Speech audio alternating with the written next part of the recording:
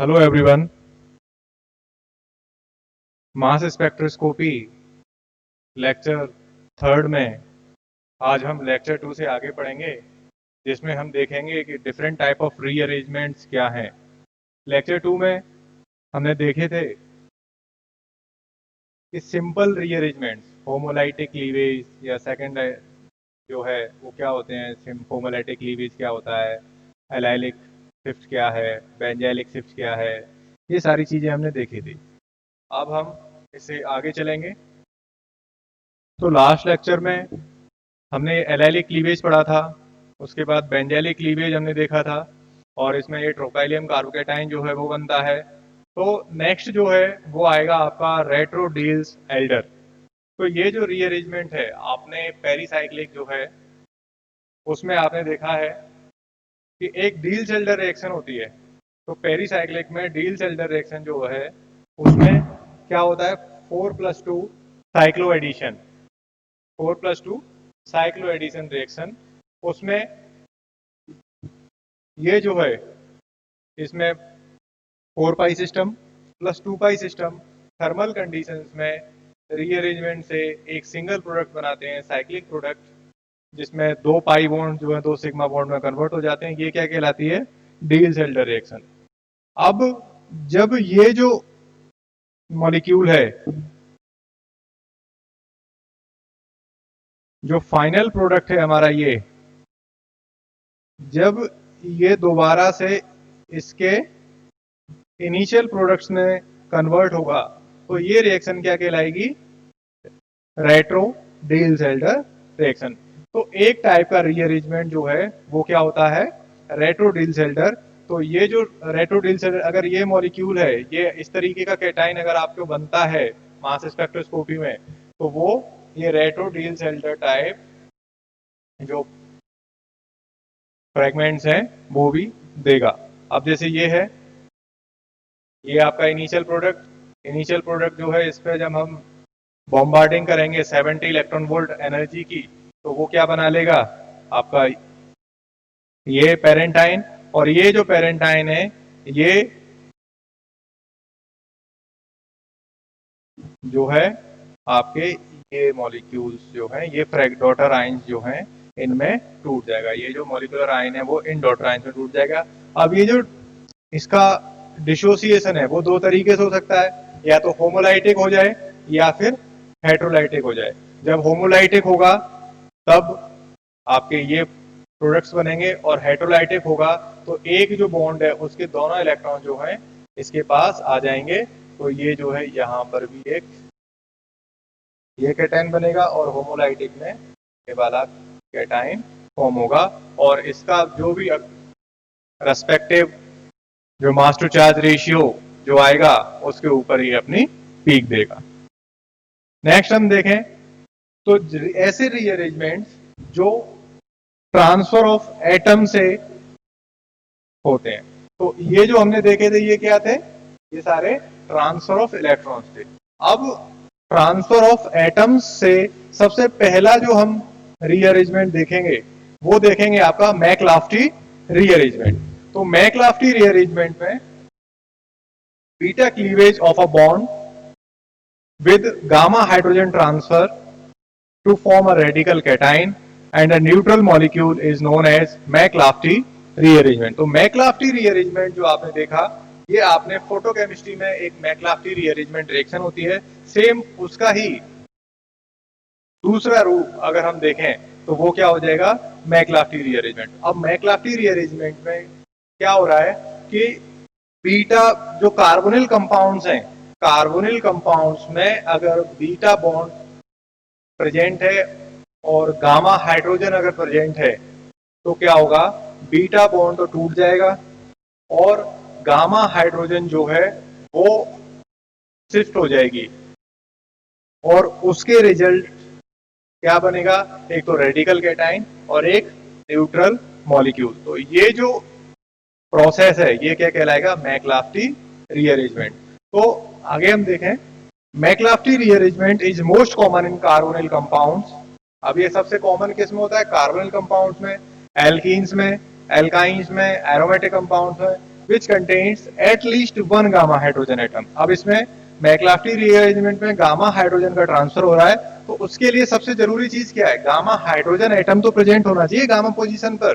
जब gamma position पर hydrogen atom उपस्थित होगा तभी तो गामा हाइड्रोजन का ट्रांसफर होगा।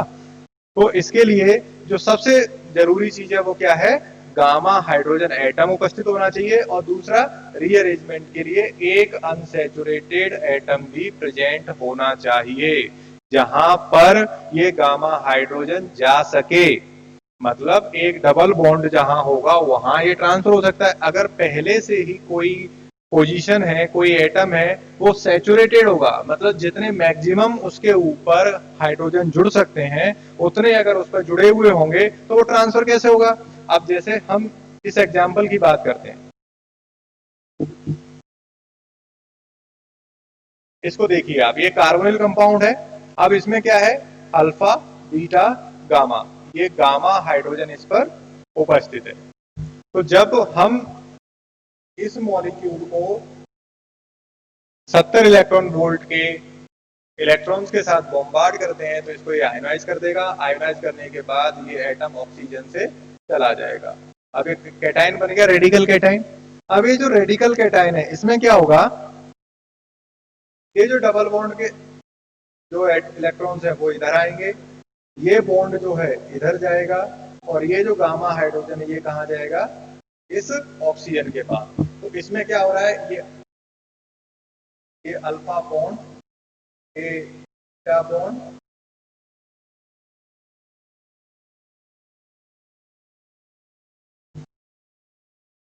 ये बीटा बॉन्ड, और इसे देखा जाए तो alpha hydrogen, beta hydrogen, gamma hydrogen के ऊपर ये तीनों जो हाइड्रोजन है वो क्या है, गामा हाइड्रोजन। अब ये गामा हाइड्रोजन इसके ऊपर जाएगा। अब ये कैसा है, अनसैचुरेटेड एटम। तो जब अनसैचुरेटेड एटम होगा तभी इसका ट्रांसफर इस ऑक्सीजन के पास हो सकता है। मतलब अनसैचुरेटेड और सैचुरेटेड में मतलब क्या है कि जहां मैक्सिमम नंबर ऑफ हाइड्रोजन्स जो वो कैरी कर सकता है उतने अगर उसके पास उपस्थित है तो वो क्या हो जाएगा, सैचुरेटेड। अब हम आगे बढ़ते हैं तो ये क्या बन जाएंगे, ये तो एक रेडिकल कैटायन बना लेगा और एक दूसरा मॉलिक्यूल जो है वो बना लेगा। उसके बाद इसमें जो भी आगे के जो रीअरेंजमेंट्स है, जो भी आपके डॉटर आयंस जो बनने हैं वो बनेंगे।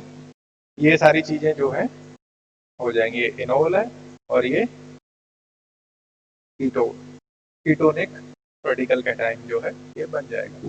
The ion which forms during the McLafty rearrangement is called MR ion, मतलब मैक्लाफ्टी rearranged ion।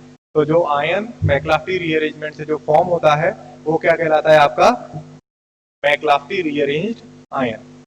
इसी तरीके से ये आपका एक एग्जांपल्स है, इसको आप चेक कर सकते हो।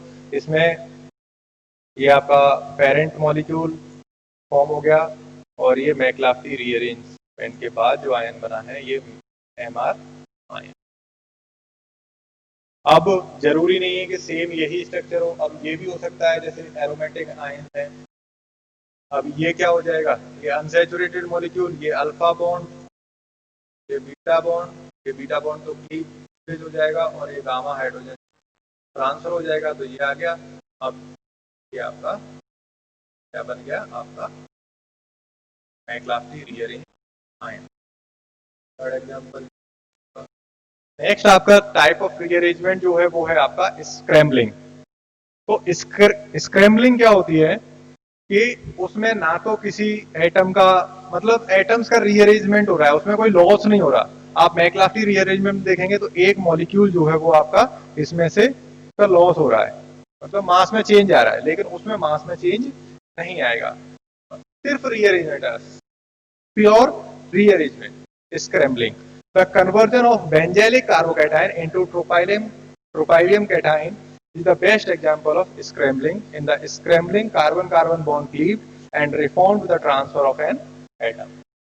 तो इसमें क्या हो रहा है, स्क्रैम्बलिंग में सिर्फ कार्बन कार्बन बॉन्ड्स का क्लीवेज हो रहा है और रीस्ट्रक्चर जो है उसमें रिफॉर्म्ड हो रहा है, वो दूसरी जगह पे बन जाता है। तो इसमें देखिए ये बेंजाइलिक कार्बोकैटायन है, इसमें ये बॉन्ड टूट रहा है और इन दोनों के बीच में बॉन्ड बन रहा है और ये क्या बना लेगा, ट्रोपाइलियम कार्बोकैटायन। अब स्क्रैम्बलिंग के लिए क्या मोर स्टेबल प्रोडक्ट बनना चाहिए। स्क्रैम्बलिंग कब हो सकती है? More stable. अब ये बेंजाइलिक पहले से ही स्टेबल है, लेकिन ये क्यों बन रहा है? क्योंकि ये जो है इससे भी ज्यादा स्टेबल है। ये कैसा है आपका? ये एरोमेटिक। जो कार्बोकैटायन है वो कैसा है? एरोमेटिक। जो कैटाइनिक जो पॉजिटिव चार्ज है वो ये एरोमेटिक रिंग में डिलोकलाइज्ड। अब हम बात करें नेक्स्ट एलिमिनेशन। एलिमिनेशन में कोई भी एक छोटा मॉलिक्यूल जो है वो उसमें से निकल जाएगा, और निकलने के बाद जो भी रिजल्टेंट जो बचेगा वो आपका कैटाइनिक रेडिकल बना लेगा। This fragmentation involves the extraction of hydrogen bye hydroxy halogen और acetate functional groups resulting elimination of neutral molecules like H2O, HX, acetic acid. कोई भी छोटा मॉलिक्यूल जो है इसमें से निकल जाएगा। H2O निकल जाए, HX निकल जाए, H2 निकल जाए, कोई भी जो है वो मॉलिक्यूल निकल सकता है, और उसके बाद में ये हमें मिल जाएगा। तो एलिमिनेशन जो है इसमें एक छोटे मॉलिक्यूल जो है वो एलिमिनेट हो जाएंगे। Elimination mechanism operate through a cyclic transition state. Cyclic transition state के थ्रू ऑपरेट होता है। अब ये कुछ एग्जांपल्स हैं, जैसे ये आपका एग्जांपल है, इसमें आपने क्या किया, एक 70 इलेक्ट्रॉन वोल्ट का जो है इसे यहाँ नहीं सॉरी इसका जो मॉलिक्यूल है उस पर 70 इलेक्ट्रॉन वोल्ट एनर्जी दी, और ये मॉलिक्यूलर कार्बोकैटायन फॉर्म हो गया। मॉलिक्यूलर कार्बोकैटायन से ये जो एसिटिक एसिड का जो मॉलिक्यूल है ये आपका निकल जाएगा, और इस तरीके का आपको साइक्लिक जो है कार्बोकैटायन मिल जाएगा। नेक्स्ट है आपका ऑर्थो इफेक्ट। तो इनसुटेबल और एरोमेटिक कंपाउंड्स और सिस olefins, the substituents and the hydrogen came in close so that H2 molecule H2 the elimination as neutral molecule known as project of the या तो H2 दो hydrogen या CH तरीके का elimination है कि इसमें ये जो मॉलिक्यूल्स हैं, ये जो हाइड्रोजन है और ये इतना पास आ जाएंगे कि आपस में एक दूसरे से बाहर निकल जाए। तो ये एक ऑर्थो पोजीशन, मतलब ऑर्थो पोजीशन कौन सी होती है? अगर एरोमेटिक की हम बात करते हैं तो ऑर्थो पोजीशन है क्या?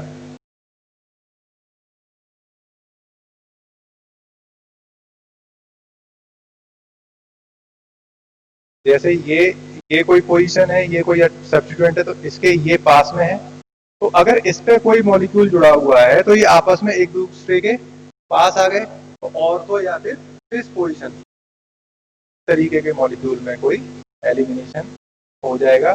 ये कुछ आपके एग्जाम्पल। अब नेक्स्ट जो है आपका रीअरेंजमेंट जो है वो है आपका स्केलेटन रीअरेंजमेंट।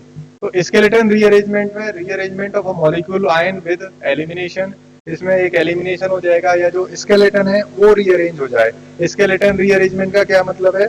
जैसे आपका इसमें ये निकल जाए और ये R जो है वो आपका इस ऑक्सीजन पर जुड़ जाए, तो ये क्या हो जाएगा? Skeleton rearrangement. तो इससे जो बनेंगे वो क्या होंगे? आपके daughter ions formed by skeleton rearrangement. Thank you. इसमें हमने देखा सारे रीअरेंजमेंट्स हम देख चुके हैं, उसके बाद में एग्जांपल्स देखेंगे डिफरेंट कंपाउंड्स के नेक्स्ट लेक्चर में। Thank you.